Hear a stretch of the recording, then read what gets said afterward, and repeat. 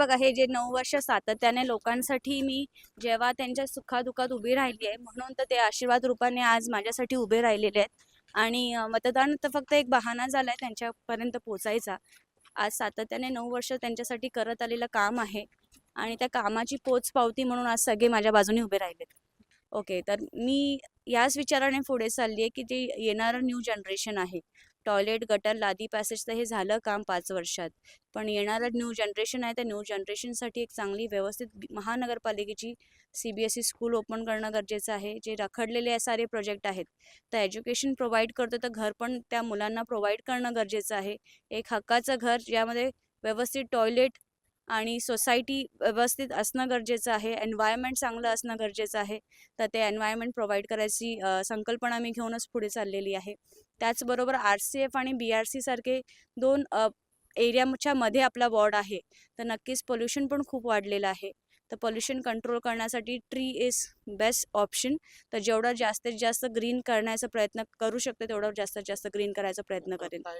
ह्यांचे जे राहिलेले काही कामं आहेत ते नेहमीच मला त्यांच्या सुखादुःखात बोलवतच असतात. त्यांच्या माझ्याकडनं काही जास्त अपेक्षा नसतात. फक्त त्यांचे काही कार्यक्रम असतात तिथे ते मला एक होस्ट म्हणून बोलवणं त्यांचं हे असतं. आणि डस्टबिन्स प्रोव्हाइड करणं आणि बेंचेस प्रोव्हाइड करणं आणि त्यांचे काय प्रॉब्लेम्स आहेत त्यांना 1 to 1 फेस टू फेस येऊन डील करणं, तेच त्यांची एक्सपेक्टेशन असते. आणि त्या एक्सपेक्टेशन आज 9 वर्ष सातत्य मी पूर्ण करत आलेली आहे. त्याच्यामुळेच तुम्ही बघितलं ते आशीर्वाद रूपाने माझ्या पाठीशी उभे आहेत. नक्कीच बाबांनी जी रिलेशन्स तयार केलेले आहेत तेच रिलेशन मी पुढे नेण्याचा प्रयत्न केलेला आहे. आणि लाईफमध्ये अजून काही असतं जी नाती आपण जेवढी सांभाळू, जेवढी घट्ट करत जाऊ, कारण जाताना आपण काही घेऊन जात नाही, ही नातीच सोबत असतात. आणि लास्टच्या यात्रेमध्ये हीच नातेवाईक आपल्या सोबत यात्रेला असतात. तर तेच घेऊन जायचं असतं. अजून काय पाहिजे आयुष्यात. धन्यवाद.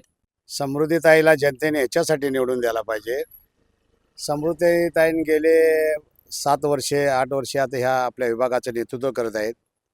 समृद्धीताईंनी बऱ्यापैकी म्हणजे चांगल्यापैकी 99% लोकसेवा समाजसेवा केलेली आहे. समृद्धीताईंनी आता हे तर काही बंगलोज ठिकाणी पण कोविड काळात किंवा काही काळात समृद्धीताई त्यांच्या हाकेला धावून गेलेल्या आहेत. पण स्लम एरियामध्ये कमीत कमी 20 ते 22 शौचालय डबलचे पाण्यासहित मीटरसहित बांधून दिलेले आहेत.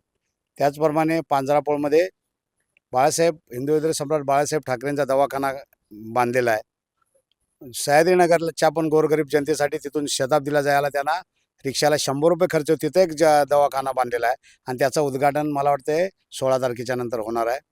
त्याचप्रमाणे गटारे नाले हे सगळे व्यवस्थित करून दिलेले आहेत.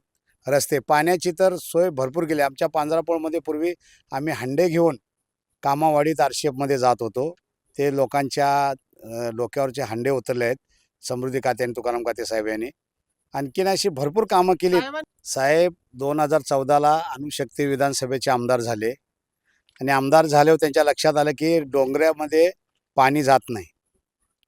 त्यासाठी साहेबांनी आंदोलन पण केलं होतं. महानगरपालिकावर आंदोलन करून तिथं तोडफोड केली होती आणि त्यांच्यासाठी 20 महिलांनी गुन्हा नोंद झाला होता. तो परवाच हे झाला आहे, गुन्हा माफ म्हणजे केस निकालात निघालेली आहे. आणि त्यांनी ते पण केल्याप्रमाणे खातेसाहेबांनी पांजरापूरच्या डोंगरात, सह्याद्रीनगरच्या डोंगरात, विष्णुनगरच्या डोंगरात, भारतनगरच्या डोंगरात पाणी नेण्याचं जेवढं प्रयत्न होईल तेवढं पाणी नेण्याचं काम केलं आहे. त्यांच्या पावलावर पाऊल ठेवून समृद्धी गणेश खाते ह्या नगरसेविका चाललेल्या आहेत.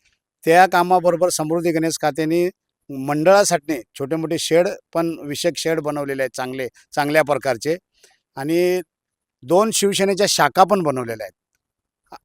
2 शिवसेनेच्या शाखा अशा कामाचे म्हणजे 99% काम झालेलं आहे. आता 1% राहिलेला पुढच्या ह्याच्यात त्या करतील आणि प्रचंड मताने त्या निवडून येणार.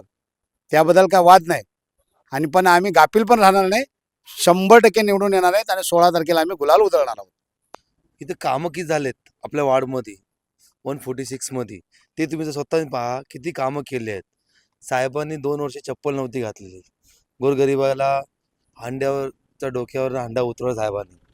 आणि वहिनी असे जे कामं करतात. कोविडमध्ये स्वतः ते असे पळत होते की जसं काय ते पायाला भिंगरी लावले. हॉस्पिटल म्हणा, कोविडचं सेंटर म्हणा, वॅक्सिन म्हणा, हर गोष्टी मॅडम करत होत्या. आणि गोरगरीब मॅडम पटकन पळवून देतात. अशी विचार करत नाही की आम्ही उद्या येते, असं कधी फोनवर लगेच सांगतात की मी येते म्हणून लगेच.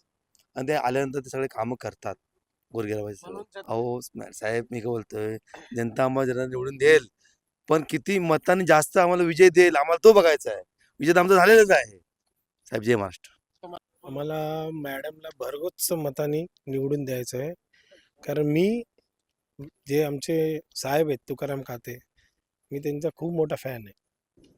कारण त्यांनी माझ्या मुलाचं जेव्हा ॲडमिशन होतं, शाळेत ॲडमिशन होत नव्हतं आणि प्रिन्सिपलनी मला नकार दिला होता. तेव्हा मी साहेबांच्या शाखेत गेलो आणि साहेबांना रिक्वेस्ट केली.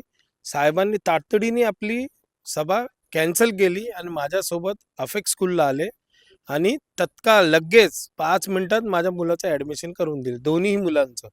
म्हणून मी खाते साहेबांचा समर्थक झालो आणि मी त्यांना पूर्ण पाठिंबा देतो. आणि समृद्धी मॅडम ही तशाच आहेत. हाक दिली की रात्र असो या दिवस असो त्या धावून येतात. आणि मॅडम ह्या निवडणुकीला भरघोस मतांनी जिंकणार आहेत आणि सगळेही शिवसैनिक त्यांच्या पाठीशी आहेत. पूर्ण 146 हा त्यांचाच बालेकिल्ला आहे आणि मॅडम भरघोस मतांनी विजयी होणार आहे. अनलिमिटेड मत. जय हिंद, जय महाराष्ट्र.